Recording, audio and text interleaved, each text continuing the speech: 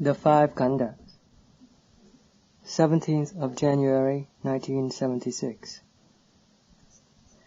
When I first went to Ajaan Maha and listened to his Desanas, I could not understand what he said, but fortunately I never thought of blaming him. I blamed myself instead.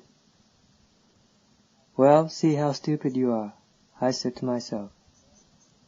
You have heard the Desanas of many experts and scholars in the field of Pariyatti, the Pali Canon, and you listen to the Desanas of the Somdet, a high-ranking monk.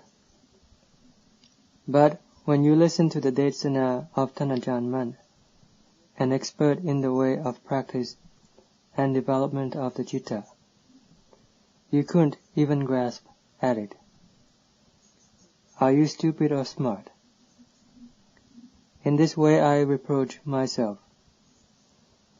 For a long time Ajaan Maha had been very well known and famous in the Dhamma practice of developing the Citta. But when he gave a talk, dealing directly with the Citta, you were not able to comprehend. Now can you see with absolute clarity your own stupidity? When instructing the bhikkhus, Ajaan Maha usually talked about the way of practice.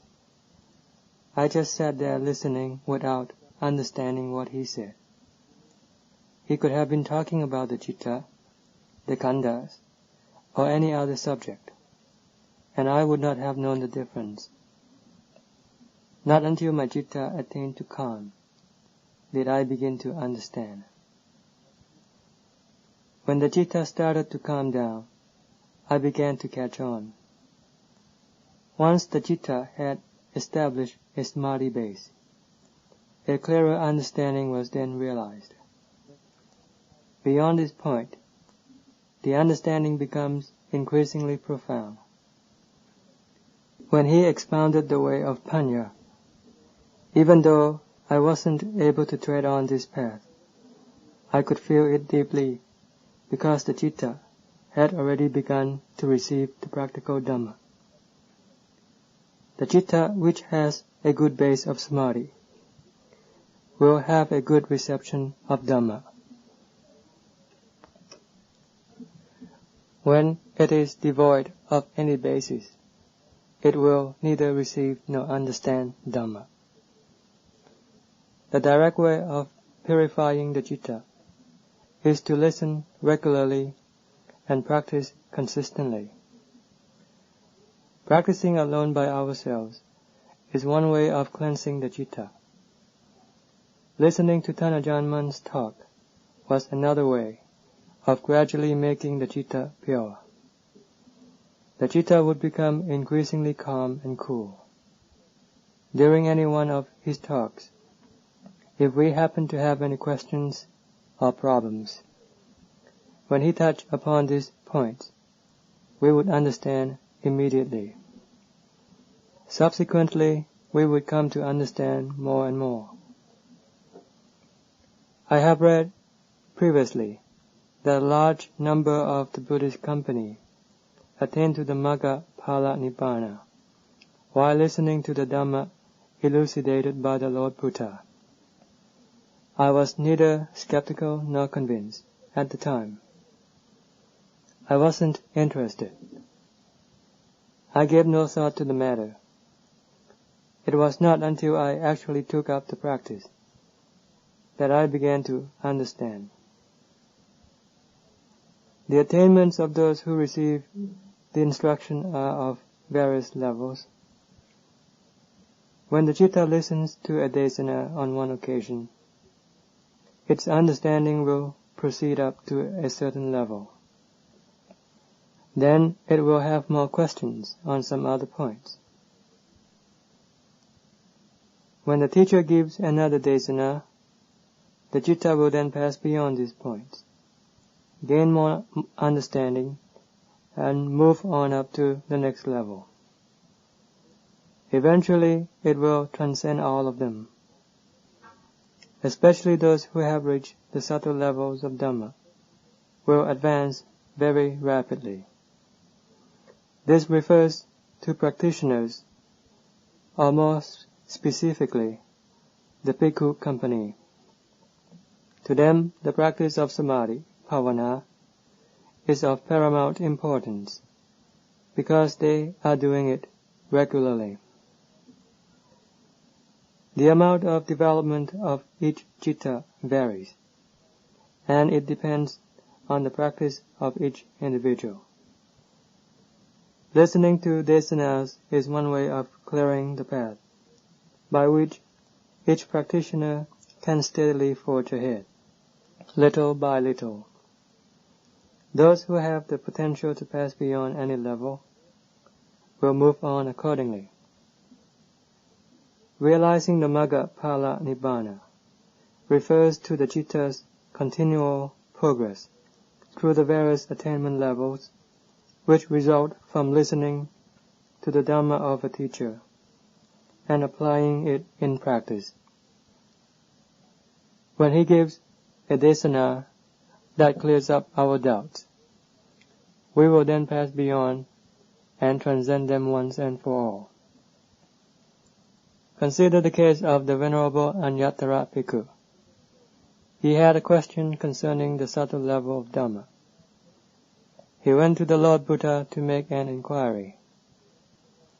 As he reached the lower level of the Lord's cottage, it began to rain. So he stood there and watched the rain as it dripped off the roof and splashed into water on the ground, creating bubbles which then broke up and disappeared. He then contemplated and compared it with the internal process, namely sankhara, thinking and imagining. At the level he had attained, the citta is more interested in investigating sanya and sankhara, the conceiving and perceiving of the heart, than all the other things. When the rain fell into the water, it produced ripples and also bubbles, which subsequently disappeared. He investigated and compared it to the process occurring inside himself, the conceiving of the citta, the thinking of good and evil, which successively rise and cease. When the bubbles broke up, they returned to water. When sankhara completed its thinking and conceiving, it returned to the citta. As a result, he attained to the highest level of Dhamma, right there in that very place. As soon as he did, the rain stopped, and so he went back to his own cottage, and did not go to the Lord Buddha to make his inquiry, because he no longer had any questions to ask. There. When a true Dhamma enters the citta, it is immediately rid of doubts. Even though he intended to question the Lord, he would not have done so, because he no longer had any doubts. Though he might inquire, the Lord would have given the reply that he had already comprehended. Thus there was no longer any problem, and so he returned to his cottage. Once a practitioner advances to the panya level, then wherever he is, he listens to Dhamma all the time. Whatever things come into contact, he investigates them all as Dhamma.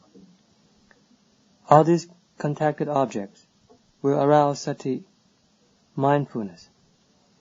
Panya will then automatically follow right behind, investigating swiftly and without having to be prompted, as it had to be in the early stages when it was like a pig, which refuses to get off the chopping block until it is chopped into pieces.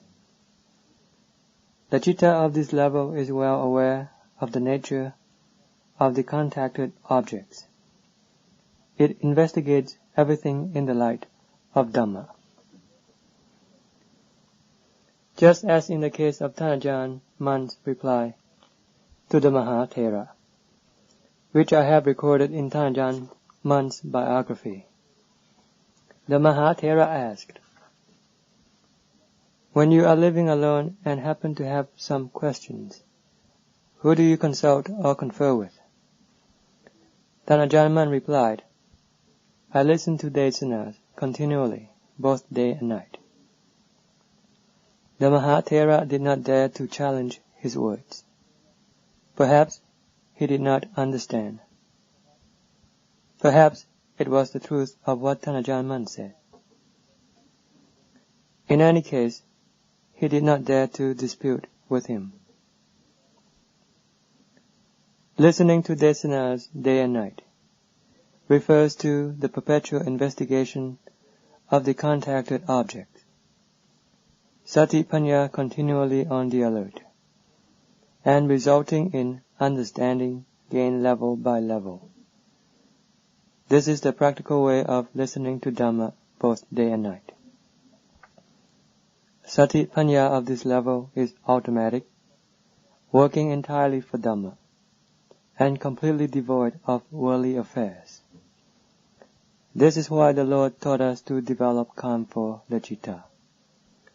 Once we have established calm from the Samadhi practice, we should then investigate with Panya. Panya will concentrate on doing its work, and the Citta will be free from hunger, anxiety, and restlessness. The tranquil Citta, firmly grounded on calm within the heart, will be efficient in doing its contemplation and analysis, as it is free from hunger and not preoccupied with the various kinds of mental emotional objects antagonistic to the heart. Panya will perform in earnest. It will really investigate, proceeding in harmony with our intention and not dilly-dallying here and there. The Lord therefore declared, "Samadhi paripavita panya maha pala hoti mahanisangsa." Wisdom well developed by Samadhi produces great results and great benefits. It is quick and efficient, swift and brilliant in its investigation, much more so than the Citta without the basis of calm. Samadhi and Panya are therefore inseparable. The practitioner will regularly make use of them at their appropriate time. Even the enlightened ones must use Samadhi as the abode of rest and relaxation, as long as they are still in possession of the Khandhas, because Samadhi is perfect device for keeping the Khandhas and the Citta happy and in harmony.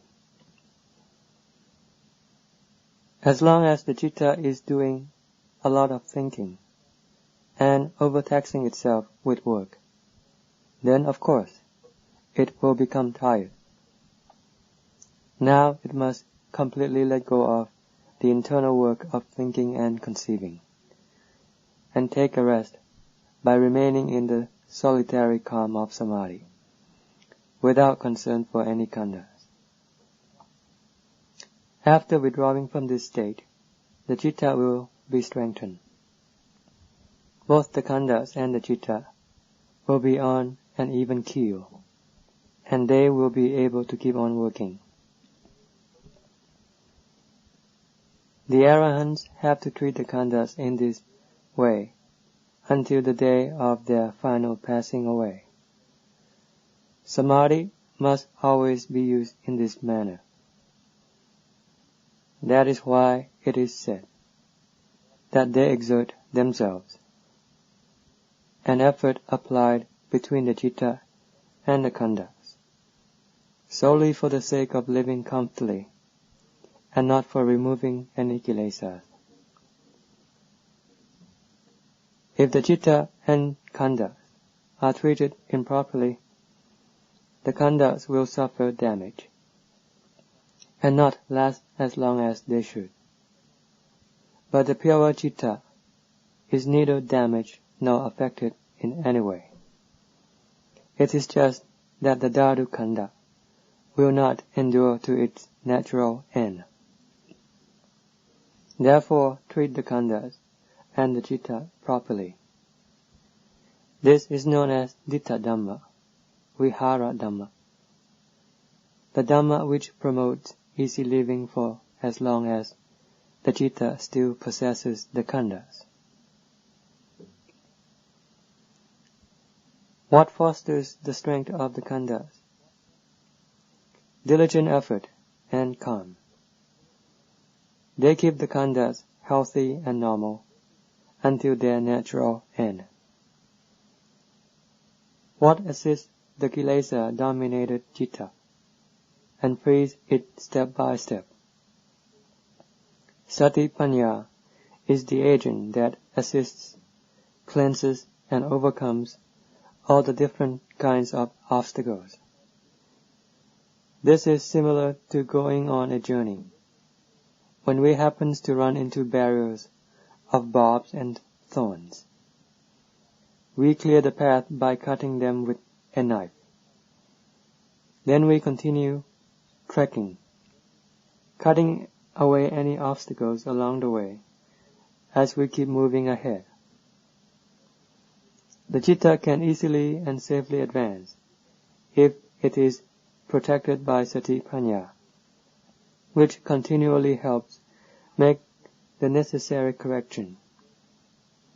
It keeps the Citta moving on, advancing and attaining to freedom right within the heart. The practice of developing the Citta is to use Satipanya to observe the Citta's activity in going out to the various kinds of mental emotional objects. This is vital for the practitioner. It is the exclusive way of learning and knowing about ourselves. In learning about the Citta's nature, we have to know about its every encounter and about the objects coming into contact with it. Whatever the direction and whatever kinds of mental emotional objects to which the Citta might apply its stream of knowing. Satipanya must always consciously follow behind, taking care of the Citta, setting it right, and not allowing it to think and imagine on its own.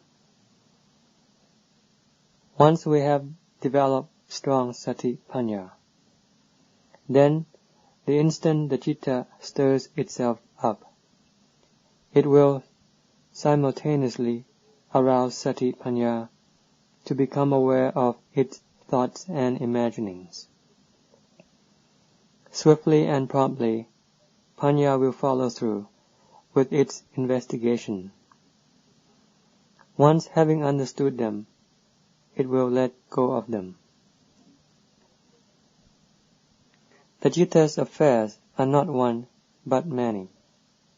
It thinks about this and imagines about that. Infinite in number are the Citta's affairs. All are the tricks and gimmicks of the Kilesas. Samudaya induces the Citta to think and imagine. Thus, Satipanya must continually follow behind and investigate. Eventually, the Citta will get to understand, due to this pursuit and systematic examination with sound and logical deduction. Once the heart has acquired the correct reasoning, the Citta will release its objects. It won't cling to it anxiously. It will steadily abandon them all. This is how to use Satipanya to let go of Upadana, clinging to the Khandhas and the Citta. Samadhi by itself can only provide calm for the heart. Nothing is relinquished yet. This temporary calm serves as a basis or foundation for joy and peace, devoid of restlessness and dissatisfaction, common to the untrained, ordinary citta. Sati Panya, however, is the instrument which digs, searches, cuts, and slashes at the entanglements within the citta. This is entirely the business of Panya, which is irreplaceable in the work of overcoming the kilesas. Citta Bhavana, or mind development, is usually fraught with difficulties at first. In sitting practice, we tire easily due to few results.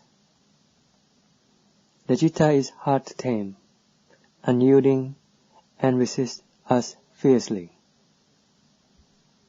Sometimes we cannot even withstand it. In the early stages, we usually lose out to it. But by relying on our persistent training and discipline, we may one day enter into calm, thus making the goal of tranquility a reality. This will serve as the heart's testimony and encouragement to arouse new energy and further our development. Beyond that, we will experience more and more calm. Once the heart is tranquil, it is also cool and relaxed, as if it had an anchor to secure it. If it has no calm, we will not know where our foothold is. It is like drifting at sea in a boat, under a heavy storm, with no idea of what to take for anchor or mooring. The heart will be afflicted with severe loneliness, agitation, and anxiety, because it now has no means of support. Calm is therefore an excellent support for the heart. In the early stage of mind development, the Lord recommended the development of calm for the heart. The Dhamma themes for directing the citta must not be considered high or low by the meditator. The correct theme is whatever suits one's character. When the citta is inclined to go out repeatedly, we should then recall our meditation subject more rapidly. Sati must be up with it. Then the citta won't get a chance to sneak away, and it will slip into calm. The heart is then tranquil, cool, relaxed, and possessed with a basis. When we look around, we will no longer be burnt with rage and furiously angered, as before. Leaving the calm state, we then investigate with Panya, contemplating and examining the body, which is anicca, dukkha, and anatta. The calm in the heart will become increasingly more profound, and Panya will become more skillful and discerning. The Khandhas to be investigated with Panya can be either the internal or external Khandhas. we can examine any one of them, because each is full of anicca, dukkha, and anatta. This is the analysis and differentiation for the purpose of seeing their true nature. The result is that the heart can be rid of its anxiety. Finally, we will come around to investigate our own khandhas. I have continually stressed that unless we investigate the khandhas, all 5 of them, we cannot let go of them, for they are the vital principle of the Sacha Dhamma, truthful Dhamma, essential to the Citta's progress and Panya's knowledge. They are Panya's indispensable grindstone. If Sati Panya is no match for them, then they can be extremely antagonistic to us. This is why we must investigate the khandhas through and through, from many different angles. The khandhas, which are always attached to us, continually show their abnormality, unsatisfactoriness, dukkha, and their agony and troubles. All forms of suffering are rooted in the khandhas and the citta. Whatever pierces the khandhas also stabs at the heart, perpetually afflicting it with dukkha and unrest. Thus, we must apply sati panya in such a way that catches on to these developments. In truth, the khandhas have no intention to incite this disturbance. It is just the citta's own doing, which has false perception of them. When dukkha appears, it is quite natural, quite normal. It is similar to the sun's radiation when it strikes the body and produces a hot sensation, even though it does not know the meaning of itself. Water is the same. It doesn't know that it is cold. Both sun and fire don't know that they are hot. The one who knows is us, who are in contact with the water, sun, and fire. The occurring dukkha vedana, painful feeling, doesn't know that it is vedana or dukkha, nor does it know that it is sukha, pleasant. It is just a natural process.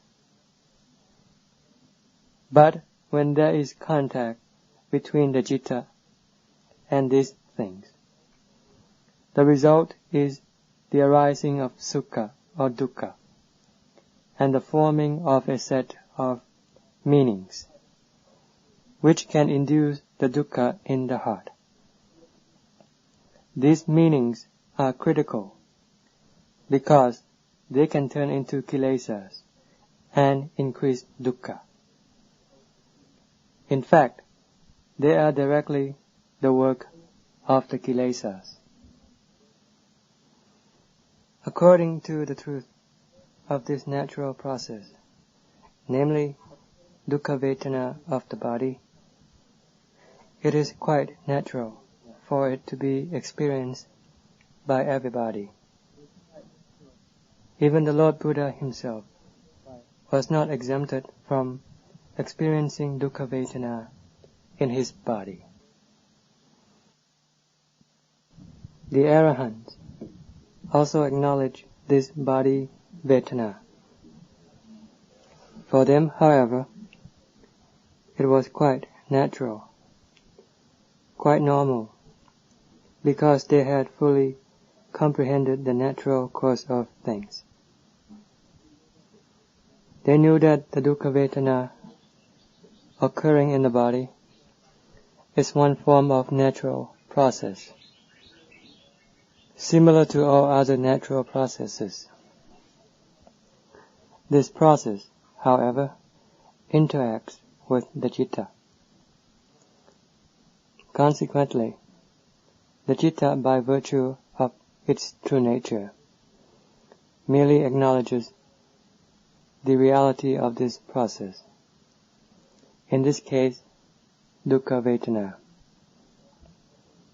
Thus, nothing can generate further dukkha in the citta of the enlightened ones, because they are not deluded. When it appears, they knew that this is merely an occurring phenomenon. They knew when it occurs and when it disappears. They knew all the three phases: rising, occurring, and disappearing. These recurring phases are inherent in the Khandhas.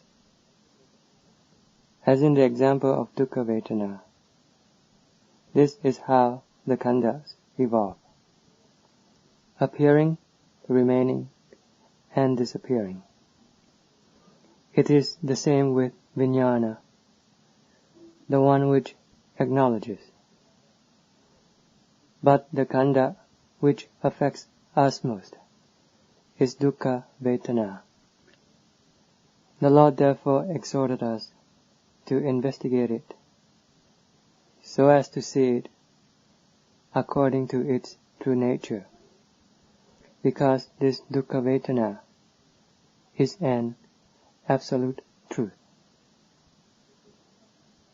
If the citta could investigate the dukkha vedana and see it as it actually is, the citta itself will be true. It won't burden itself by clinging to it, but will be set free from it. They each are true and exist independently. Even during the final moments when we are about to break up, it will happen in the same manner.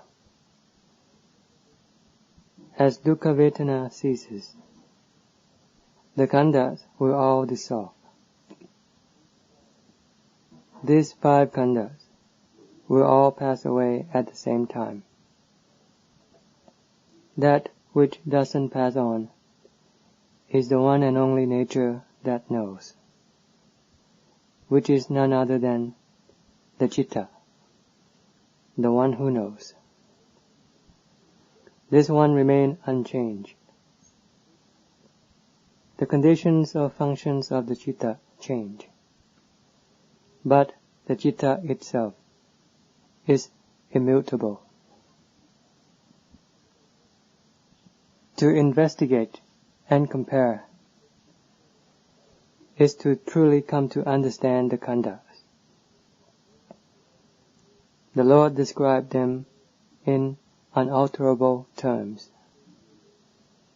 If we didn't go against the truth of His teaching, then we wouldn't have to experience dukkha.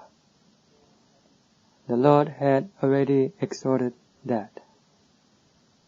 Rupang aniccaṃ, Rupang anattā, Vedana anattā, Saññā anattā, Saṅkhārā anattā, Viññānaṃ anatta. Body is impermanent. Body is not self. Feeling is not self. Perception is not self. Thought is not self. Sense awareness is not self. There, how could they be self? Anatta, anatta. The Lord clearly revealed this. He had shut the door to prevent us from clinging and grasping at them, and having false views about them. Because whether they are anatta or atta, self, doesn't make any difference to them. However, they can be harmful to us, who are deluded. In the final analysis, it is precisely this delusion which is harmful to us. That is why we are being taught to analyze and examine these things. Next, we turn the citta around to take a look at the citta itself, to see its own misperception and the delusion of clinging to these things. Then it must correct all the internal errors, so as to get rid of all the doubts concerning the external objects, as well as the doubts about itself, and to come to see the faults of its own delusion. This correcting process is twofold, internal and external. The 5 Khandhas were described by the Lord as anicca, dukkha, anatta. They are really one and are inseparable. The unity of dukkha, anicca, and anatta is like the sides of the same person, back, front, left, and right. This is the left side. This is the right side. This is the back, and this is the front side. But it is still the same person. Anicca, dukkha, and anatta are different aspects of the self-same khandhas. To elaborately differentiate them would be more confusing than useful. If we find that we have the knack for any particular aspect, like the investigation of dukkha, then we go ahead with this investigation, because it will spread on to the aspects of anicca and anatta. This is true for any aspect. When we investigate into anatta, it will involve the other two. Likewise with anicca. The point here is to use the one that the investigator has a flair for. It is essential that we have a feel for them, because this will enable us to see their true nature. We must not run contrary to the Lord Buddha's truth. He said that these are the tilakkhana, characteristics of all phenomena, and that we should not grasp or cling to them, and not carry or shoulder them, because they are heavy. Our hearts will then steadily shed our burden and dukkha. Dukkhang, anicca, and anatta are inherent in every khandha. Rupa is a group of the tilakkhana. Vedana is also tilakkhana. So is sanya, sankhara, and vijnana. They are absolutely true to their nature. If we don't cling to them, don't make false assumptions about them, and don't claim them as I and mine, then we will experience bliss. This is how we should investigate with panya. The citta should be circumspectly wise with itself, because if it is lacking in wisdom, it will deludedly fall for them. We can't rightly blame them for our delusion. We are deluded, and we should therefore blame ourselves. When we come to know, then there is no reason for blame. All of these conditions or processes have been there from our day of birth until our dissolution. No one can take them along, because they belong to nature.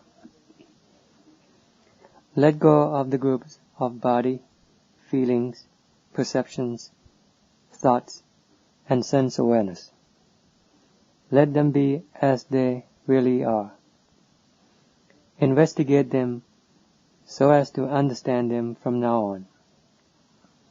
Then we will be free of care. This is one level of investigation. The ultimate level of dukkha, samudaya, and Dhamma is on the level of the citta itself. What is this citta level? The citta here refers to the mergence of the citta with avijja, ignorance, and is incredibly brilliant, magnificent, and sublime. It is totally detached from all of the above-mentioned processes. This level of knowing has completely let go of both rupa and nama, name and form. This knowing is most outstanding, most incredibly wonderful, to the point where it induces its owner to become deludedly captivated by it. This owner highly cherishes and treasures it, and considers it the most precious thing.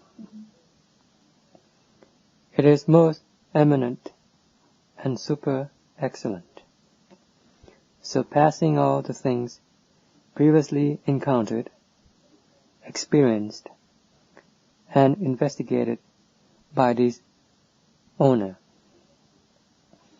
Nothing is as magnificent, exalted, luminous, brilliant, or spectacular as this particular citta. The Lord said this is the nature of the genuine avijja citta, which can certainly cause us to become deluded. If the practitioner is not forewarned, he will inevitably become deluded at this point. Therefore, when we know the distinguished features of this point, no avijja is like this. Our investigation now focuses exclusively on the citta itself, because everything else has been understood. As soon as sankhara arises, it will cease and return to avijja, because avijja is the one who gives the command. As long as avijja remains, the conceiving of sankhara will be directed by avijja. Whatever we acknowledge, that acknowledging will always be the manipulation of avijja. All our perceiving and imaginings are the works of the kilesas, because they are all directed by avijja. Therefore, we must probe into the avijja citta, the ignorant heart, and take the avijja citta as the object or target of investigation. We aim satipanya, mindfulness and wisdom, at this point, by not taking this knowing as self. If we still take this knowing as self, our investigation will be hampered by the apprehension that this knowing will deteriorate or dissolve, disappear or be obliterated. We won't want to touch it, and this would be precisely a form of kilesa, completely deceiving us. To really follow the correct form of investigation, we must take this point where the knowing is most vivid and spectacular as the point of investigation. Unravel at this point. Examine at this point, just like we did with all the other processes. Don't take this thing as high and that one as low, as I or as mine. Not even the citta or the knowing should be seen as I or mine. To understand the citta, we must investigate at this point. How then could we not understand? How could it withstand the proof? We will understand when satipanya gets to the avijja citta and unravels by way of investigation. The one which was so wondrously spectacular will dissolve away. This last master of deception is clearly visible to us as this particular nature. Questions about the citta, khandhas, and all the natural processes are now settled. When the citta has eliminated its inner problems, then nothing in the world can be a problem. This is the culmination of Dhamma investigation and Dhamma practice. To know dukkha and dukkha's cause, samudaya, is to know this final point. From there on, there is nothing more to know. So what then can we be deluded with? It's just not possible. From here on, the citta is no longer under the sway of sammuti, the conventional way of the world, either good or evil. The Lord said, Vusitang brahmachariyang katang karaniyang na pachang itatayati pachanati. Lived out is the holy life. Complete is the task that must be done. There is no further work to do, because we have comprehended all things. Buddhist practice is not all that complicated when seen from this Dhamma viewpoint. But before getting to this point, it was a life and death struggle for each practitioner. The last stage here is similar to the rice in the plate. The rice looks simple enough. The only thing to do is to eat it. But look at how the rice came to be here. Try to trace it yourself. Then, it does nothing but infuriate your heart, to the extent that you won't even want to eat it. This rice came from the fields and so much else. Before harvesting and cooking, you have to go through a lot of dukkha and hardship, endure the weather, sun and rain, and bearing up under all kinds of travail. Furthermore, it took a whole season before you could reap the harvest, and finally eat the rice. My Dhamma investigation also proceeded in fits and starts. I really strained myself in disciplining and training the Citta with Dhamma. I forced the Citta to recollect Buddho, Dhammo, and Sangho, and I failed time and time again. Many hundreds and thousands of times I failed. My failures were countless, but I kept on struggling and striving with effort and perseverance until arriving at this point where it is most appropriate for me to let go of my heart, all my burdens, and become totally free of worries. The work in the initial stage is very involved, incredibly heavy, so heavy that I could hardly shoulder it. Most of the time I couldn't bear it. Only some of the time I could. At present, if I have to describe this work, I would have to say that it was so involved and far-reaching, to the extent where I couldn't see the path.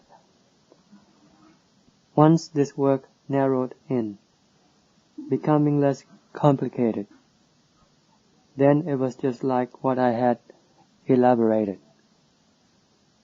When the work on this less involved level is completed,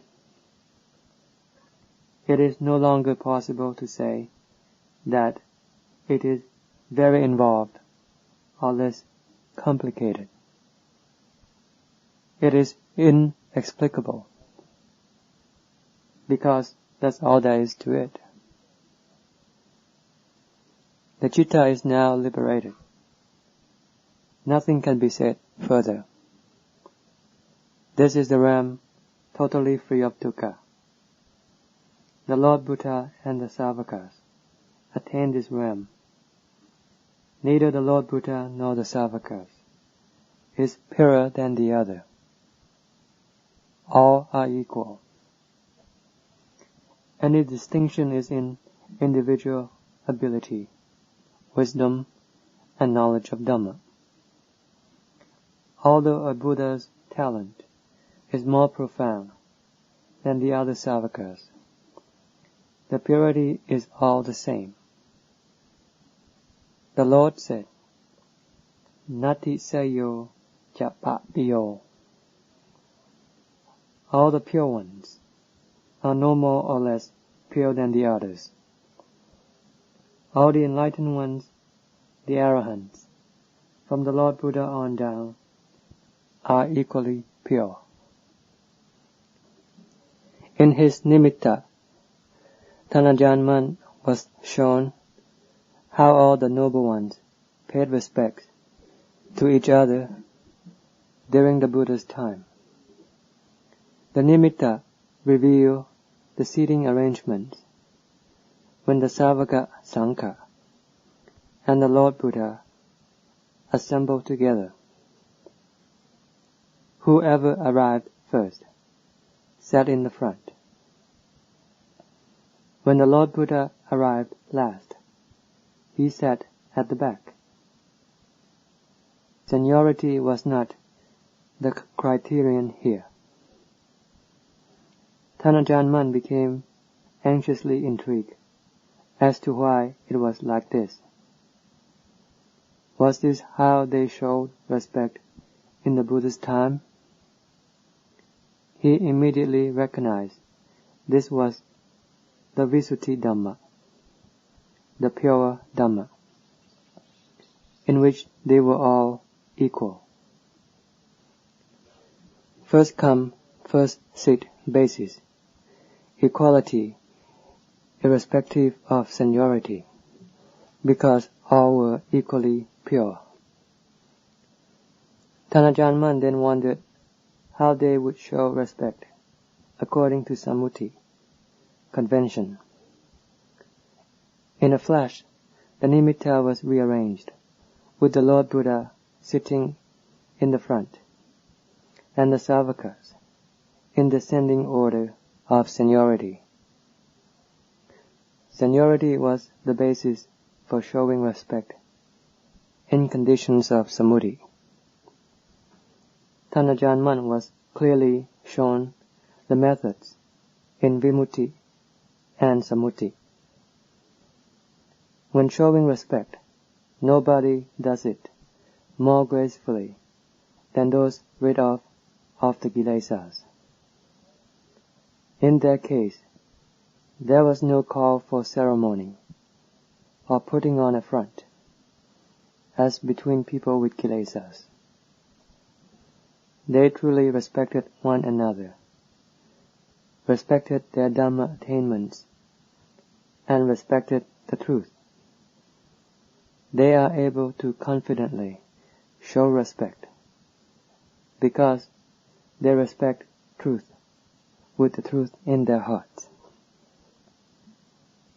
Ordinary people like us have pleasant manners, but the pleasantness is cosmetic, not real, or originating from the real, from the genuine Dhamma.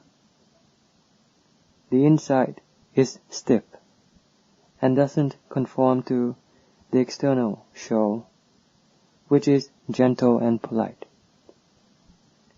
Thus the world is uneven and irregular, unlike the truth which springs from the genuine truth. Today, I will only say this much. I now conclude this talk.